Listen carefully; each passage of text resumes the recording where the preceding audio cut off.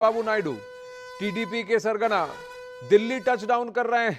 चंद्रबाबू नायडू दिल्ली पहुंच चुके हैं। तस्वीरें अभी सामने आएंगी। अमित पांडे से जुड़ने की कोशिश करेंगे। चंद्रबाबू नायडू क्या इस अलायंस में और भी मैनेजेबल अलायंस पार्टनर सिद्ध होंगे? क्या नीतीश कुमार, जो कि थोड़ी देर में यहां टच डाउन कर दिल्ली आ चुके हैं, नीतीश कुमार, तो नीतीश कुमार, प्रधानमंत्री नरेंद्र मोदी, अमित शाह, जेपी नड्डा और चंद्रबाबू नायडू, इन सब की मीटिंग साथ में होगी। इस मीटिंग में क्या बात होगी? क्या ये साथ में मिलेंगे या अलग अलग अपनी मांगे रखेंगे, डिमांड रखेंगे, या जॉइंट मीटिंग में कॉमन मिनिमम प्रोग्राम पर क्या सहमति बनेगी? बहुत सारी बातें सामने निकल कर आएंगी। चंद्रबाबू नायडू की मांगे बहुत स्पष्ट हैं। स्पेशल स्टेटस आंध्र प्रदेश के लिए उसकी मांग वो करेंगे। ये मांग उन्होंने 2014 में की थी, 2019 में भी की थी, और इसी को बार बार उछाल कर कांग्रेस पार्टी भी उनके खिलाफ साइऑप्स खेलने की कोशिश कर रही है। वहीं चंद्रबाबू नायडू ये भी चाहेंगे कि पोलावरम प्रोजेक्ट के लिए उन्हें क्लियरेंस मिले। नई राजधानी कहां पर होगी? आंध्र प्रदेश की अलग राजधानी बनने का समय आ चुका है। अमरावती में ग्रीन ट्राइब्यूनल से उन्हें परमिशन नहीं मिली है, तो फिर क्या विजयवाड़ा या विशाखापट्टनम की ओर ध्यान किया जाएगा? इसकी फंड्स क्या होंगी? लेकिन दिल्ली रवाना होने से पहले चंद्रबाबू नायडू ने मीडिया से बात करके एक बात कही कि आप लोग खबर की खोज में हैं, मैं बहुत कुछ समझता हूं, मुझे बहुत ज्यादा अनुभव है, मैं आपको एक बात स्पष्ट कर देता हूं कि मैं एनडीए छोड़कर कहीं नहीं जा रहा। सुनिए इसे। NDA, I am going for NDA meeting. In course of time, anything will report to you. Thank you. We are in NDA.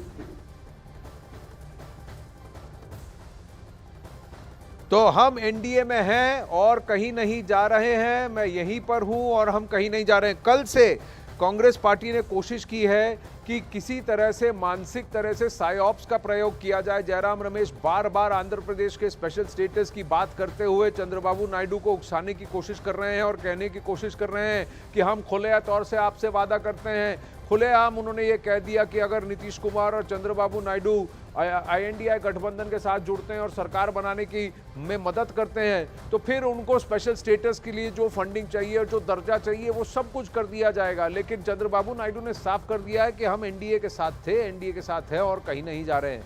आपको याद दिला दें, इतिहास इस बात का गवाह है कि 6 साल अटल बिहारी वाजपेयी की एनडीए सरकार पर चंद्रबाबू नायडू ने उनका पुरजोर समर्थन किया था। पोखरण के ब्लास्ट में भी चंद्रबाबू नायडू उनके साथ थे। तो 6 साल एनडीए गठबंधन और एनडीए को तोड़े बिना वो उनके साथ रहे हैं। और गठबंधन की अगर बात करें तो 2019 से पहले चंद्रबाबू नायडू पुरजोर एनडीए के साथ ही रहे हैं। 2019 में ही था जब उन्होंने लोकल फैक्टर्स की वजह से वहां से उसको छोड़कर जाने की कोशिश की। अब वापस एनडीए आए हैं, यहां से अब हिलेंगे नहीं। ये कॉन्फिडेंस कहीं ना कहीं दिखता है बीजेपी के नेताओं में टीडीपी को लेकर। क्या यही कॉन्फिडेंस क्या नीतीश कुमार के जेडीयू के साथ भी दिखता है? क्योंकि हर कोई यही पूछता है कि क्या नीतीश कुमार टिके रहेंगे या पलट जाएंगे। आपको इतना बता दें, 272 हाफवे मार्क है, 299 पर एनडीए है, यानी 20 सीटों पे आगे है। अगर इस सरकार में खलबली मचानी है तो इन दोनों को युति तोड़नी पड़ेगी, इन दोनों को निकल कर जाना पड़ेगा, वरना एनडीए सरकार कंफर्टेबल है। कोई एक पलट गया तो भी सरकार खतरे में नहीं होगी, तीसरी मोदी सरकार। अखाड़ा का सिलसिला यहीं रोकते हैं, लेकिन खबरों का सिलसिला जारी रहेगा रूबिका लियाकत के साथ। आनंद, आज की तारीख में अगर कोई आनंद में है तो वो है 2 पार्टियां, एक तो है जेडीयू और दूसरी टीडीपी, क्योंकि दोनों के पास इस वक्त ताकत है सरकार बनवाने की, किंग मेकर की भूमिका की। आनंद नरसिम्हा, बहुत बहुत शुक्रिया हमारे साथ जुड़ने के लिए। लेकिन इस वक्त की बड़ी खबर आपको दे देना चाहती हूं, 8 जून को नई सरकार का शपथ ग्रहण हो सकता है। ये इस वक्त की सबसे बड़ी सियासी खबर है। प्रधानमंत्री मोदी तीसरे कार्यकाल के लिए 8 जून को शपथ ग्रहण ले सकते हैं। तारीख मुकर्रर हो चुकी है, तारीख 8 जून की निकली है। और खबर तो यह भी है कि राष्ट्रपति भवन में बहुत ज्यादा तामझाम के साथ नहीं, लेकिन बहुत ही सरल तरीके से तीसरी मर्तबा प्रधानमंत्री के तौर पर शपथ लेंगे नरेंद्र दामोदर दास मोदी। आज यहां पर एनडीए के भी बैठकों का दौर चलेगा दिल्ली में, और बैठकों का सिलसिला इंडिया ब्लॉक में भी लगातार चलता रहेगा।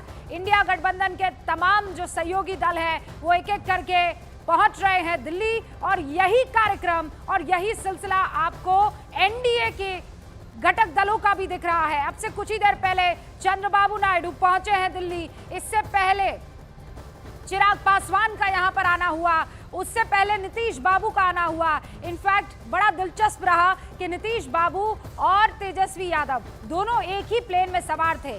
आगे बैठे हुए थे नीतीश कुमार और पीछे की तरफ सीट मिली थी तेजस्वी यादव को, और कहा यह जा रहा था कि कहीं ऐसा ना हो कि चाचा भतीजे में वहां हवा में ही बात बन जाए। हालांकि बार बार दोनों की तरफ से ये संकेत दे दिए गए हैं, जैसा नीतीश की तरफ से दिया गया कि हम एनडीए के मजबूत साथी बने रहेंगे। उधर चंद्रबाबू नायडू ने भी कह दिया है कि हम सबसे पुख्ता साथी हैं एनडीए के। और इस वक्त एक और बड़ी खबर, राष्ट्रपति भवन पहुंच चुके हैं प्रधानमंत्री नरेंद्र मोदी। वो राष्ट्रपति को इस्तीफा सौंप सकते हैं, ये जानकारी हमें मिल रही है। प्रधानमंत्री नरेंद्र मोदी 17वीं लोकसभा को भंग करने की सिफारिश करेंगे, क्योंकि फिर 18वीं लोकसभा की शुरुआत होनी है। उसके लिए शपथ ग्रहण कार्यक्रम 8 जून का तय किया गया है। अमित मेरे सहयोगी हमारे साथ जुड़ चुके हैं, उनका रुख करते हैं। अमित, कितनी बजे तक ये पत्र सौंप दिया जाएगा पूरे मंत्रिमंडल के साथ?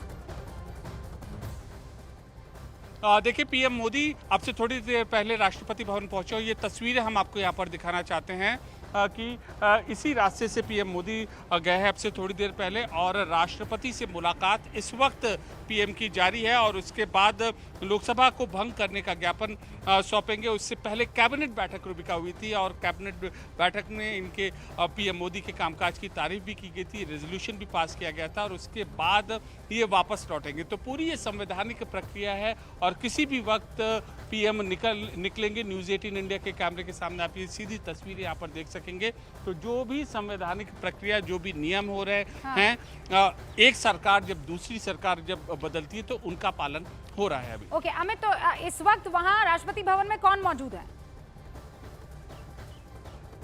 देखिए, इस वक्त प्रोटोकॉल के मुताबिक और तय नियमों के मुताबिक राष्ट्रपति मौजूद रहेंगे और उनके साथ संक्षिप्त मुलाकात जो पीएम की है वो चल रही है और कुल मिलाकर जो ये ज्ञापन है वह ज्ञापन सौंपेंगे। और जैसा कि आपने जिक्र किया था कि इसमें 17वीं लोकसभा को भंग करने की सिफारिश है और फिर अपने पद से इस्तीफा देने की बात है और उसके बाद पीएम वापस लौटेंगे। और जब जहाँ तक सरकार बनाने का दावा है वो एनडीए की बैठक जब होगी, उसके बाद जब सहयोगी दल मिलकर उसके बाद ज्ञापन सौंपेंगे सरकार बनाने को लेकर। तो संविधान के मुताबिक, नियमों के मुताबिक जिन जिन प्रक्रियाओं का पालन होना चाहिए वो हुआ। इससे पहले कैबिनेट बैठक बस हमें इतना बता दीजिए कि देखिए, आज इस्तीफा सौंपा है, आज ही की तारीख में क्या वो कि हम नई सरकार बना रहे हैं, इसका भी आज ही लेखा जोखा हो जाएगा?